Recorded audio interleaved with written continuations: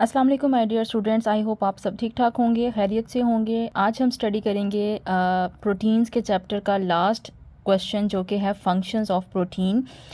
ये long question के हवाले से भी इम्पॉर्टेंट है और इसमें से आपके बहुत सारे एमसीक्यूज़ भी निकल सकते हैं। ठीक है, तो हम साथ साथ उसको मेंशन करते जाएंगे।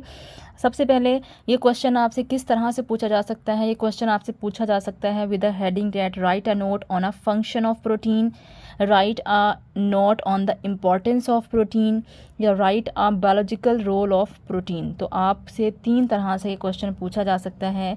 प्रोटीन की अफादियत बताएं, प्रोटीन के फंक्शंस बताएं, प्रोटीन का ज़िंदगी में क्या रोल है वो बताएं। तो उन सब का जवाब सेम है। तकरीबन हम 10 के करीब फंक्शंस जो हैं वो प्रोटीन्स के देखेंगे और बहुत आसान फंक्शन है, कोई चीज़ मुश्किल नहीं है। इवन आपको अगर हेडिंग भी आती हो तो भी 5 में से 3 साढ़े 3 नंबर आप आसानी से गेन कर सकते हैं। ठीक है, बट क्योंकि हमें एमसीक्यूज़ अटैम्प्ट करने हैं तो वो एमसीक्यू अटैम्प्ट करने के लिए हमें जो है वो थोड़ा सा डिटेल में इसको देखना पड़ेगा कि कौन कौन से एमसीक्यू इसमें से निकल सकते हैं। सबसे पहले हम बात कर लेते हैं जनाब, पहला फंक्शन कौन सा है प्रोटीन का। तो सबसे पहली जो हमारे पास हेडिंग आती है वो आती है जनाब, प्रोटीन एज आ स्ट्रक्चरल मटेरियल। क्या चीज़ है? प्रोटीन एज आ स्ट्रक्चरल मटेरियल। लास्ट लेक्चर में हमने ये बात पढ़ी थी कि हमारी बॉडी का जो स्ट्रक्चर होता है वो बेसिकली किस से बनता है? सेल से मिलकर बनता है। और हर सेल के गिर, अगर ये एक सेल है, सेल के बाहर क्या चीज़ मौजूद होती है? सेल मेम्ब्रेन मौजूद होती है। और हमने सेल मेम्ब्रेन का स्ट्रक्चर देखा था कि अगर हम सेल मेम्ब्रेन को खोल के लिखें तो सेल मेम्ब्रेन में ऊपर और नीचे दोनों तरफ क्या चीज़ें थीं? लिपिड्स थे। और दरमियान में हमारे पास क्या चीज़ मौजूद थी? हमारे पास दरमियान में प्रोटीन्स मौजूद थी। और कहीं कहीं पे इस तरह के पिलर्स थे, इनको हमने क्या कहा था? कार्ब्स कहा था। ठीक है, तो मैं लिख सकती हूँ कि हमारी बॉडी में जो सेल मेम्ब्रेन होती है या वो क्या बनाती है? हमारी बॉडी का स्ट्रक्चर बनाती है। और किस चीज़ की बनी हुई होती है? प्रोटीन्स की बनी हुई होती है। पहला फंक्शन आप लिखेंगे, cell membrane in all living organisms. जितने भी लिविंग ऑर्गेनिजम्स हैं is made up of protein. तो उनकी सब की सेल मेम्ब्रेन किसकी बनी हुई होती है? प्रोटीन की बनी हुई होती है। अब इसमें हम लिपिड्स या कार्बोहाइड्रेट्स ऐड इसलिए नहीं कर रहे क्योंकि हम फंक्शंस ऑफ प्रोटीन पढ़ रहे हैं, तो उसमें हमें ज़रूरत नहीं है कि हम लिपिड्स या कार्बोहाइड्रेट्स के बारे में बताएं। अगर आप बता देंगे तो भी मसला नहीं है, बट क्योंकि ज़रूरत नहीं है तो इसलिए हम इसको यहाँ पे नहीं लिख रहे। आपको पता ज़रूर होना चाहिए कि क्या क्या चीज़ें होती हैं। ठीक है, उसके अलावा protein is an important part of the protoplasm. Protein क्या है? Is an important part of protoplasm. अब प्रोटोप्लाज्म क्या होता है? प्रोटोप्लाज्म का मतलब होता है जब आप साइटोप्लाज्म प्लस न्यूक्लियस इकट्ठे पढ़ते हैं, प्लस न्यूक्लियस को इकट्ठा कर देते हैं, तो आपके पास जो चीज़ बनती है उसे आप क्या कहते हैं? प्रोटोप्लाज्म कहते हैं। अब आपको पता है जनाब, अगर ये सेल है तो सेल के अंदर क्या होता है? दरमियान में न्यूक्लियस होता है। और न्यूक्लियस के गिर्द क्या चीज़ होती है? रेड रेड, ये आपके पास साइटोप्लाज्म होता है। तो आप देखें कि सेल का पूरा स्ट्रक्चर प्रोटीन पे मुश्तमिल है। चाहे आप सेल मेम्ब्रेन की बात कर लें, चाहे आप साइटोप्लाज्म की बात कर लें, चाहे आप न्यूक्लियस की बात कर लें, तो उन सब के अंदर क्या चीज़ होती है? प्रोटीन होती है। आप यहाँ पे अलग अलग लिख सकते हैं कि साइटोप्लाज्म प्लस न्यूक्लियस, लेकिन बुक के अंदर क्योंकि लिखा हुआ है तो इसलिए आपसे एमसीक्यू में पूछा जा सकता है। ठीक है, तो 2 इंपॉर्टेंट चीज़ें हैं, सेल मेम्ब्रेन और प्रोटोप्लाज्म। उसके बाद जो सेकंड इम्पॉर्टेंस आती है वो आती है जनाब एनर्जी सोर्स। कोई भी चीज़ जो आप खाते हैं, लिपिड्स खा रहे हैं, प्रोटीन्स खा रहे हैं, कार्बोहाइड्रेट्स खा रहे हैं, उनका बेसिक पर्पस क्या है? उनका बेसिक पर्पस ही ये है कि वो हमारी बॉडी को एनर्जी देते हैं। तो हम लिख सकते हैं कि जब प्रोटीन की ब्रेकडाउन होती है तो अमाइनो एसिड्स बनते हैं, और ये अमाइनो एसिड जो हैं वो हमारी बॉडी में एनर्जी पैदा करने के लिए इम्पॉर्टेंट होते हैं। आपको पता है ना, प्रोटीन्स किससे बनती हैं? अमाइनो एसिड से। तो जिस चीज़ से कोई चीज़ बनती है, जब आप उसको तोड़ते हैं तो रिज़ल्ट में आपके पास वही चीज़ रिलीज़ होती है। breakdown of protein produces amino acids which provide energy to the body या cells। तो वो क्या करते हैं, हमारी बॉडी को या सेल्स को एनर्जी प्रोवाइड करते हैं। तीसरा आपके पास आता है डिफेंसिव सिस्टम ऑफ बॉडी या डिफेंस ऑफ बॉडी।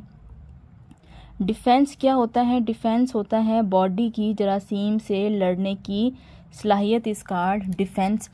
हमारी बॉडी में जरासीम से लड़ने की सलाहियत कौन पैदा करता है, आपको पता है जनाब, हमारी बॉडी में जो वाइट ब्लड सेल्स होते हैं उनकी एक टाइप होती है जिसका नाम होता है बी लिम्फोसाइट्स। ठीक है, बी लिम्फोसाइट्स किसकी टाइप है, WBCs की या वाइट ब्लड सेल्स की। बी लिम्फोसाइट्स क्या करते हैं, बी लिम्फोसाइट्स हमारी बॉडी के अंदर एंटीबॉडीज़ पैदा करते हैं। एंटीबॉडीज़ क्या होती है, एंटीबॉडीज़ हमारी बॉडी की आर्मी होती है, फ़ौज होती है, जो कि जरासीम जो भी हमारी बॉडी में एंटर होने की कोशिश करता है, एंटीबॉडीज़ उससे लड़ती है और हमें जरासीम से बचाती है। तो एंटीबॉडीज़ का दूसरा नाम क्या होता है, इम्यूनोग्लोबुलिन्स। इम्यूनो का मतलब होता है क़ुव्वत मुदाफ़ियत और ग्लोबुलिन क्या है, प्रोटीन। तो ये जो हम अगर देखें एंटीबॉडीज़ को तो वो किस चीज़ की बनी हुई होती हैं, प्रोटीन्स की बनी हुई होती हैं। तो आप लिख सकते हैं कि एंटीबॉडीज़ या उनको क्या कहते हैं दूसरे अल्फाज में, इम्यूनोग्लोब्युलिन्स किस प्रोटीन की बनी हुई होती हैं, ग्लोब्युलिन प्रोटीन की। प्रोटीन का नाम क्या है, globulin. Antibodies are made up of globulin protein, ठीक है, which protect the body from pathogens. Pathogen क्या होता है, नुकसान पहुंचाने वाले जरासीमों से क्या करती है, हमारी बॉडी को हिफाजत प्रोवाइड करती है। तो ये अक्सर पूछ लिया जाता है कि बॉडी का डिफेंस सिस्टम कौन बनाता है। बॉडी का डिफेंस सिस्टम WBCs बनाते हैं। कैसे बनाते हैं कि वो हमारी बॉडी के अंदर प्रोटीन्स को पैदा करते हैं जिससे हमारी बॉडी एंटीबॉडी बनाती है, आर्मी बनाती है, फ़ौज बनाती है और हम जरासीम से महफूज रहते हैं। फोर्थ है हमारे पास जनाब dietary protein. Dietary protein, diet क्या होता है, आपके पास जो फूड होती है उससे भी आपको बहुत ज़्यादा प्रोटीन हासिल होती है।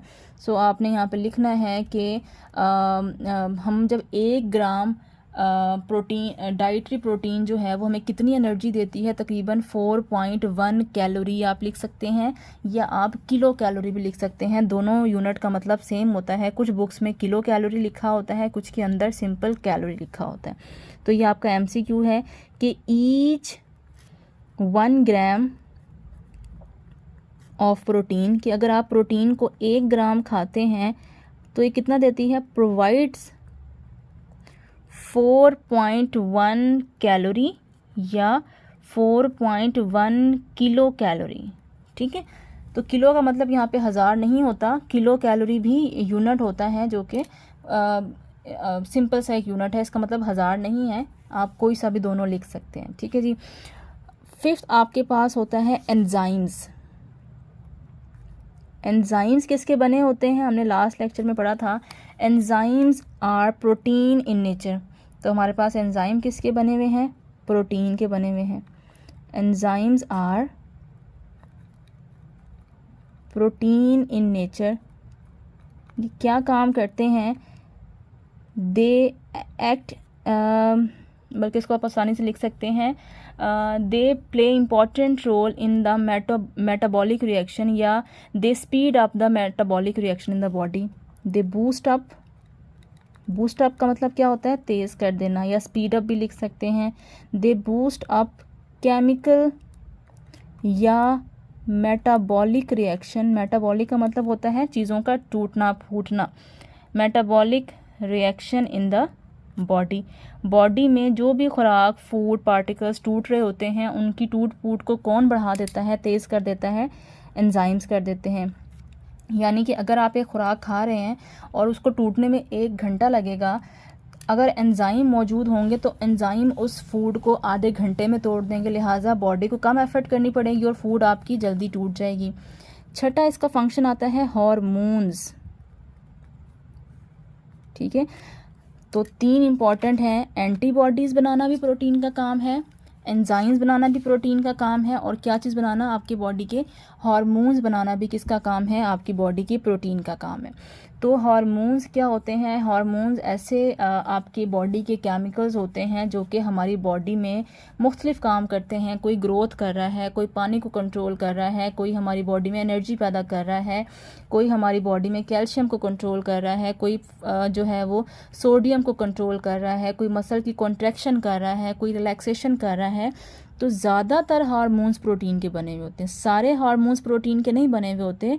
तकरीबन 80% हार्मोन्स प्रोटीन के बने हुए होते हैं, बाकी ऐसे होते हैं जो कि अमाइनो एसिड्स के, या आप कह सकते हैं स्टेरॉइड या लिपिड्स के बने हुए होते हैं। ठीक है, तो most of the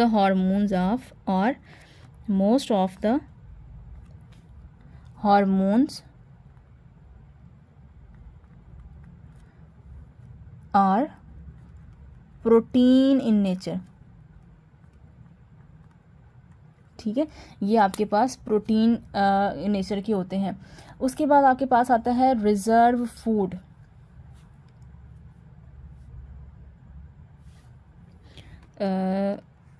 reserve food कि जो आपकी कौन सी फूड ऐसी है जिसके अंदर प्रोटीन महफूज होती हैं। तो वो कहते हैं कि हमने स्टार्ट में भी पढ़ा था कि हमें जो प्रोटीन है वो ज़्यादातर किससे हासिल होती है, वो हमें जानवरों से हासिल होती है। यानी कि जानवर के गोश्त से हासिल हो सकती है आपको, या जो है वो आपको अंडे, दूध, दही से हासिल हो सकती है। तो यहाँ पे आप मेंशन करेंगे कि animals are major source of proteins. Protein का मेजर सोर्स क्या है, एनिमल्स हैं। जैसे कि इन एग, जो आप अंडा खाते हैं, in egg albumin is present. Egg में क्या होती है, एल्ब्यूमिन मौजूद होती है। ये MCQ बहुत इंपॉर्टेंट है कि जब आप कहते हैं ना, जब आप डाइट कर रहे हैं तो आपसे कहते हैं आप अंडे खाएं, बॉइल्ड एग खाएं, उससे प्रोटीन मिलती है, और सुबह सुबह 2 अंडे खाएं। तो क्यों हमें एग खाने चाहिए, क्योंकि उससे हमें प्रोटीन मिलती है। कौन सी प्रोटीन मिलती है, एल्ब्यूमिन मिलती है। तो ये आपने याद रखना है कि अंडे के अंदर आपके पास ये वाली प्रोटीन होती है। और स्पेशली कौन सा, अंडे का जो वाइट वाला हिस्सा होता है उसके अंदर प्रोटीन होती है, जो जर्दी होती है उसके अंदर चिकनाई होती है। इसलिए हम डाइट में क्या करते हैं कि हमें क्योंकि सिर्फ प्रोटीन चाहिए होती है तो हम सिर्फ सफ़ेदी खाते हैं, और जर्दी को हम क्या कर देते हैं, वेस्ट कर देते हैं। ठीक है, एग के अंदर कौन सी है, एल्ब्यूमिन मौजूद है। मिल्क के अंदर क्या मौजूद होती है, इन मिल्क, जो आप दूध पीते हैं, मिल्क के अंदर प्रोटीन होती है casein. In milk casein is present. तो ये याद रखना है, मिल्क के अंदर कौन सी प्रोटीन है, कैसीन प्रोटीन है। मिल्क के अंदर कौन सा कार्बोहाइड्रेट मौजूद था, या मिल्क के अंदर कौन सी शुगर मौजूद थी। अगर आपको याद हो तो मिल्क में जब हमने पढ़ा था तो हमने कहा था कि मिल्क के अंदर लैक्टोज शुगर मौजूद होती है। तो शुगर का नाम लैक्टोज है। मिल्क से आपको शुगर भी मिलती है, मिल्क से आपको प्रोटीन भी मिलती है। मिल्क से प्रोटीन कौन सी मिलती है, कैसीन। और अंडे से कौन सी प्रोटीन मिलती है, एल्ब्यूमिन। तो ये दो आपने अच्छे से याद रखनी है। दूसरा, some vegetables and fruits also provide proteins. Some vegetables and fruits also provide protein. कुछ सब्जियां और फल भी प्रोटीन प्रोवाइड करते हैं, लेकिन बहुत ज़्यादा मिकदार में अगर चाहिए तो आपको कहाँ से मिलेगा, आपको जानवरों से मिलेगा। उसके बाद हमारे पास जो 8th फंक्शन आता है वो आता है कॉन्ट्रैक्टिलिटी। कॉन्ट्रैक्टिलिटी, इसका मतलब क्या होता है, कॉन्ट्रैक्टिलिटी का मतलब होता है चीज़ों का सिकुड़ना। यानी कि अगर आपके पास मसल्स हैं, ये जो मसल सीधे हैं, सपोज ये मैं इनको सिक्योर रही हूँ, कॉन्ट्रैक्ट कर रही हूँ, तो ये कॉन्ट्रैक्ट का किसकी वजह से हो रहा है, कॉन्ट्रैक्ट कॉन्ट्रैक्टिलिटी की वजह से हो रहा है ना। अमल को क्या कहते हैं? कॉन्ट्रैक्टाइल। हमारी बॉडी में मसल्स को कॉन्ट्रैक्ट करने के लिए बहुत सारी प्रोटीन्स क्या होती हैं? मौजूद होती हैं। अगर ये प्रोटीन मौजूद ना हो तो मसल्स ऐसे अकड़े रहेंगे, आप उनको कॉन्ट्रैक्ट नहीं कर सकते। जैसे कि आप अक्सर देखते हैं कि वो पेशेंट जिनको फालिज हुआ होता है, उन फालिज के पेशेंट की बॉडी बिल्कुल स्टिल होती है, आप उसको किसी तरह से मोड़ नहीं सकते। वजह क्या होती है कि उनकी बॉडी के अंदर प्रोटीन्स की कमी हो जाती है। ऐसी प्रोटीन्स जो कि उनकी बॉडी में को कॉन्ट्रैक्ट करवाती हैं, उनकी बॉडी को मोड़ने तोड़ने में हेल्प करती हैं, वो प्रोटीन नहीं बनती, जिसकी वजह से उनकी बॉडी जो है वो अकड़ जाती है और वो एक ही डायरेक्शन में रहती है। अब हमने देखना ये है कि कौन कौन सी कॉन्ट्रैक्टाइल प्रोटीन बॉडी के अंदर मौजूद होती हैं। ठीक है, तो ये इंपॉर्टेंट MCQs हैं हमारे पास कि हमारे मसल में इन मसल एक्टिन एंड मायोसिन ये दो प्रोटीन हैं इज़ प्रेजेंट, जो कि क्या काम करती हैं? कॉन्ट्रैक्शन में मदद करती हैं। ठीक है, तो मैं इसको अंडरलाइन कर रही हूँ। कौन कौन सी हैं? दो प्रोटीन हैं, एक्टिन और मायोसिन। जितने भी हमारे मसल्स हैं, दिल के मसल्स हैं, गुर्दे के मसल हैं, लीवर के मसल्स हैं, हाथ के मसल्स हैं, उन सब के अंदर ये दो प्रोटीन्स मौजूद होती हैं। फिर वो कहते हैं कुछ जानदार ऐसे होते हैं जिनमें प्रॉपर मसल्स नहीं होते, जैसे कि छोटे छोटे से अमेबा आपने देखे होंगे, या आपने कुछ जानदार मैं यहाँ पे ड्रॉ करती हूँ। एक ऐसा जानदार होता है जिसको कहते हैं पैरामीशियम। उसके ये बारीक बारीक से दो धागे होते हैं। ये धागे क्या करते हैं? उसको हरकत करने में मदद देते हैं। तो ये जो धागे बड़े बड़े और बारीक होते हैं, इनको हम कहते हैं फ्लैजेला। और कुछ छोटे जानदार ऐसे होते हैं जिनमें छोटे छोटे से बहुत सारे धागे मौजूद होते हैं। इन धागों को हम कहते हैं सीलिया। ठीक है, तो जो पानी के कीड़े होते हैं वो इस तरह से भी होते हैं, इस तरह से भी होते हैं। वो कीड़े जिनकी बॉडी में लंबे धागे मौजूद होते हैं और तादाद में कम होते हैं, उनको फ्लैजेला कहते हैं। ये धागे क्या करते हैं? ये चप्पू का काम करते हैं। जैसे आप जब कश्ती चलाते हैं तो चप्पू से आप पानी को पीछे की तरफ धकेलते हैं और कश्ती आगे की तरफ जाती है। इसी तरह से ये जानदार जब पानी के अंदर मूव करना चाहते हैं तो वो क्या करते हैं? अपने इन धागों की मदद से पानी को पीछे की तरफ धकेलते हैं और ख़ुद क्या करते हैं? इस तरह से आगे की तरफ मूव करते हैं। जबकि ये जानदार क्या करते हैं? ये भी अपने धागों की मदद से पानी को धक्का देते हैं इस तरह से, और ये आगे की तरफ क्या कर जाते हैं? मूव कर जाते हैं। अब वो कहते हैं कि इनकी बॉडी में तो प्रॉपर मसल्स नहीं हैं, इनकी बॉडी में या तो फ्लैजेला है या फिर सीलिया हैं। ये फ्लैजेला या सीलिया, इनके अंदर कौन सी प्रोटीन मौजूद होती है? तो आप याद रखिएगा कि flagella and cilia contain dynein protein. ठीक है, प्रोटीन का क्या नाम है आपके पास? डाइन प्रोटीन है। ठीक है, और याद रखिएगा कि जो फ्लैजेला हैं और सीलिया हैं ये छोटे जानदारों में मौजूद होते हैं। जो बड़े जानदार होते हैं जैसे कि इंसान, जानवर, उनके अंदर प्रॉपर मसल का सिस्टम होता है, उनके अंदर धागे नुमा साख्तें नहीं होती। उसके अलावा इन स्पिंडल फाइबर क्या होते हैं? ये बारीक बारीक से धागे होते हैं जो कि हमारे मसल्स के अंदर मौजूद होते हैं। उनके अंदर एक प्रोटीन होती है, उस प्रोटीन का नाम होता है tubulin. In spindle fibre tubulin protein is present. तो ये तीन आपके MCQ हैं बहुत इंपॉर्टेंट इस पॉइंट में से कि स्पिंडल फाइबर के अंदर कौन सी प्रोटीन है? ट्यूबलिन है। फ्लैजेला के अंदर कौन सी प्रोटीन है? सीलिया के अंदर कौन सी प्रोटीन है? और बॉडी के मसल्स के अंदर कौन सी प्रोटीन है? अंडों के अंदर कौन सी प्रोटीन है? मिल्क के अंदर कौन सी प्रोटीन है? एंटीबॉडीज़ के अंदर कौन सी प्रोटीन है? ठीक है, तो ये चीज़ें आपको MCQ के हवाले से याद होनी चाहिए। ये 8 आपके फंक्शंस हो गए हैं। 2-3 फंक्शंस रहते हैं, उसको हम इंशाल्लाह नेक्स्ट पेज पे करते हैं। अच्छा जी, नेक्स्ट 9th फंक्शन हमारे पास आता है कि एक्सचेंज ऑफ गैसेस। आपको पता है कि जब हमारी बॉडी जो है बॉडी के अंदर ब्लड मूव करता है, ब्लड के अंदर ऑक्सीजन होती है, और ऑक्सीजन किसके अंदर होती है? हमारे रेड ब्लड सेल्स होते हैं ये। इसके अंदर एक रेड कलर का पिगमेंट होता है। इस पिगमेंट को हम क्या कहते हैं? इस पिगमेंट को हम कहते हैं हीमोग्लोबिन। ठीक है, हीमोग्लोबिन क्या करती है? हीमोग्लोबिन लंग्स के पास जाती है, और जब हम सांस लेते हैं उस सांस लेने के दौरान जो ऑक्सीजन हम लेते हैं, हीमोग्लोबिन उस ऑक्सीजन को उठाती है और पूरी बॉडी के अंदर क्या करती है? ऑक्सीजन को फैला देती है, ताकि हमारी बॉडी के सेल्स ऑक्सीजन ले सके और उनमें से किसी की डेथ ना हो। तो इन सब में प्रोटीन का क्या रोल है? वो कहता है जनाब ये जो हीमोग्लोबिन है ना, इसमें जो ग्लोबिन पार्ट है वो क्या काम किस चीज़ का बना हुआ होता है? वो प्रोटीन का बना हुआ होता है। सो आप लिखेंगे हीमोग्लोबिन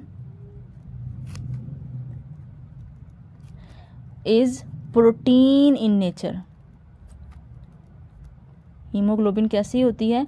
इसमें हीम का मतलब होता है आयरन कंटेनिंग ग्रुप, और ग्लोबिन कौन सी है? प्रोटीन है। तो अक्सर पूछ लिया जाता है एमसीक्यू में कि हीमोग्लोबिन के अंदर कौन सी प्रोटीन मौजूद होती है, तो वो ग्लोबिन प्रोटीन है। एंटीबॉडी के अंदर कौन सी प्रोटीन मौजूद होती है, तो वो ग्लोब्यूलिन प्रोटीन है। दोनों में फ़र्क है, एक ग्लोबिन है एक ग्लोब्यूलिन है, तो ये आपने याद रखना है, ठीक है। दो अलग प्रोटीन्स हैं। जो ग्लोब्यूलिन है वो आपकी एंटीबॉडीज़ बनाती है, जो ग्लोबिन है वो क्या करती है? हीमोग्लोबिन बनाती है। और हीमोग्लोबिन क्या काम करती है? ये हमारी पूरी बॉडी में ट्रांसपोर्ट करती है ऑक्सीजन को एंड कार्बन डाइऑक्साइड को। सो हम लिख सकते हैं this haemoglobin transport oxygen and carbon dioxide in the body. Body में ऑक्सीजन को फैलाती है, और जब वो ऑक्सीजन कार्बन डाइऑक्साइड में कन्वर्ट हो जाती है तो उस कार्बन डाइऑक्साइड को उठा के लंग्स के पास लेकर आती है और कहती है कि लंग्स इनको आप क्या करें? सांस बाहर निकालें और कार्बन डाइऑक्साइड को बाहर खारिज कर दें, ठीक है। इसके अलावा कुछ मछलियाँ आप देखते हैं, कुछ समंदर आपने पढ़े होंगे कि एक बर आज़म है, बर आज़म का नाम है बर आज़म अंटार्कटिका, ठीक है। उस बर आज़म के बारे में कहा जाता है कि वो बर आज़म एक ऐसा बर आज़म है जहाँ पे हर वक्त फ्रीजिंग टेम्परेचर रहता है, यानी जहाँ पे टेम्परेचर जो है वो हमेशा माइनस में रहता है। माइनस का मतलब है कि वहाँ पे बर्फ़ जमी रहती है। तो उन जगहों पे जो आपके पास मछलियाँ होती हैं जो समंदर के अंदर रहती हैं, वो मछलियाँ तो फिर पानी तो जम जाता है, तो इसका मतलब है कि क्या वो मछलियाँ मर जाएंगी? तो ऐसा नहीं होता। कुदरत ने एक निज़ाम बनाया है कि वो तमाम मछलियाँ जो कि उन जगहों पे रहती हैं जहाँ पे टेम्परेचर बहुत ज़्यादा ठंडा होता है, उनकी बॉडी के अंदर एक ख़ास किस्म की प्रोटीन होती है। उस प्रोटीन का नाम होता है एंटी फ्रीज़ प्रोटीन, यानी फ्रीज़ से, ठंड से बचाने वाली प्रोटीन। ये प्रोटीन क्या करती है? उन मछलियों को प्रोटेक्ट करती है ताकि उनकी जिस्म के अंदर जो उनका खून है वो सर्दी की वजह से जम ना जाए और वो मछलियाँ अपनी ज़िंदगी जो है वो गुजार सकें। तो आप लिखेंगे कि एंटार्कटिक फिश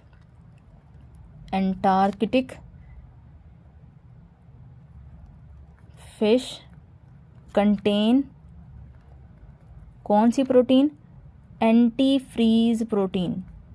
ये आम लोगों में नहीं होती, ये सिर्फ उन मछलियों में होती है जो कि इंतहाई ठंड में रहती हैं। Antifreeze protein which protect their blood, जो कि क्या करती है? उनके ब्लड को प्रोटेक्ट करती है फ्रॉम फ्रीजिंग, उनके ब्लड को फ्रीज़ होने से आपसे बचाती है। नेक्स्ट हमारे पास आता है 10th फंक्शन, जो है आपके पास होम्योस्टेटिक कंट्रोल। Homeostatic control. अब लफ्ज़ होम्योस्टेटिक क्या होता है? होम्योस्टेटिक का मतलब होता है बॉडी के इंटरनल एनवायरनमेंट को मेंटेन रखना, यानी कि बॉडी के अंदर जो भी चीज़ें हैं उनको अपनी असल जगह पे मेंटेन रखना, उसमें किसी किस्म की कोई तब्दीली ना लाना, इस कॉल्ड होम्योस्टेसिस। तो आप लिख सकते हैं regulation of internal body environment is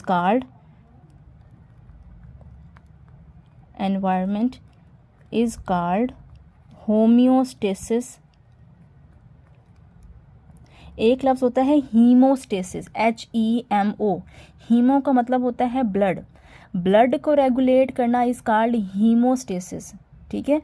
और बॉडी के इंटरनल एनवायरनमेंट को, यानी उसकी pH को, उसके टेम्परेचर को, उसके एनवायरनमेंट को, उसमें लिक्विड को, उसमें इलेक्ट्रोलाइट्स को, सब चीज़ों को मेंटेन करना इज कॉल्ड होम्योस्टेटिक, सही है। तो regulation of internal body temperature is called homeostasis. इसमें कौन मदद करता है हमारी बॉडी की? प्लाज्मा या ब्लड मेम्ब्रेन, प्लाज्मा या blood protein help in homeostasis. हमारे प्लाज्मा के अंदर बहुत सारी प्रोटीन्स होती हैं, जिसमें क्या क्या आता है, जिसमें एल्ब्यूमिन आती हैं, ग्लोबुलिन्स आती हैं, ग्लोबिन आती हैं, एल्ब्यूमिनाइड्स आती हैं। ये सब क्या काम करती हैं, हमारी बॉडी के इंटरनल एनवायरनमेंट को मेंटेन करती हैं। 11 आपके पास आता है ब्लड क्लॉटिंग। खून को जमाना नॉर्मली किसका काम होता है, प्लेटलेट्स का काम होता है, जो कि खून को जमाती हैं। लेकिन खाली प्लेटलेट्स खून को नहीं जमाती। खून को जमाने के लिए बॉडी में कुछ प्रोटीन्स होती हैं, उनको आप कहते हैं क्लॉटिंग प्रोटीन्स। सो उन प्रोटीन्स का नाम क्या है, fibrinogen, thrombin and prothrombin help in clotting of blood को इन द बॉडी के अंदर ब्लड को क्लॉट करने में क्या करती हैं, आपकी मदद करती हैं। अगर ये क्लॉटिंग प्रोटीन नहीं होगी तो क्या होगा कि हमारी बॉडी से अगर कोई कट लग जाएगा तो सारा ब्लड उस कट के ज़रिए से बाहर निकल जाएगा और पेशेंट क्या हो सकता है, एक्सपायर हो सकता है। तो हमने सिर्फ 13 इसके जो है वो फंक्शंस लिखने हैं। 11 मेन फंक्शंस हैं। एक फंक्शन है जनाब heredity transmission.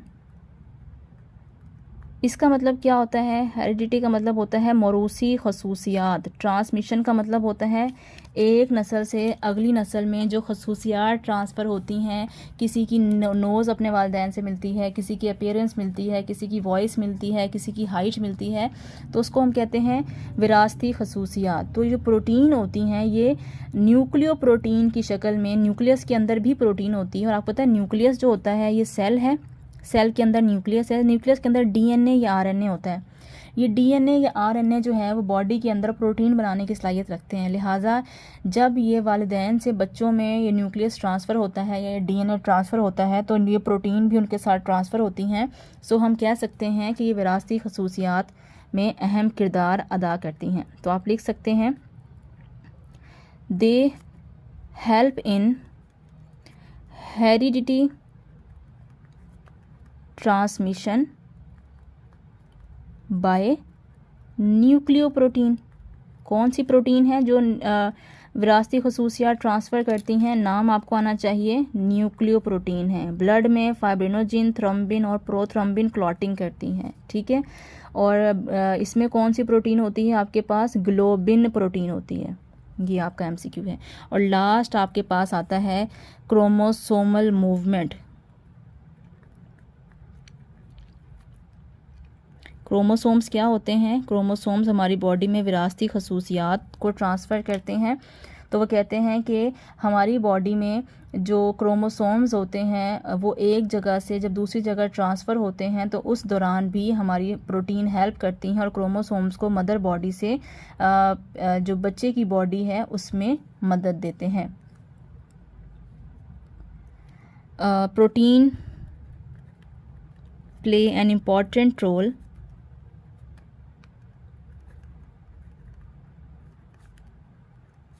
in chromosomal movement by cell division। Cell divide होता है और इससे क्रोमोसोम एक जगह से दूसरी जगह या मदर बॉडी से बच्चे की बॉडी में मुंतकिल होते हैं। तो उसमें कौन मदद कर रहा होता है, आपकी प्रोटीन मदद कर रही होती है। तो ये टोटल आपके पास 13 फंक्शंस हैं। इसमें से आपको कोई से भी 10 फंक्शन भी याद रह जाएं तो भी मोर देन एनफ हैं। आई होप आपको आज का लेक्चर समझ आ गया होगा। कोई चीज़ है तो आप मुझसे पूछ सकते हैं, कोई क्वेश्चन है तो कमेंट्स में आप मुझसे पूछें। इंशाल्लाह मैं कोशिश करूँगी आपको उसका सेटिस्फैक्ट्री आंसर किया जा सके। वीडियो अगर आपको अच्छी लगी है तो please like this video and share this video. Thank you so much. अल्लाह हाफ़िज़।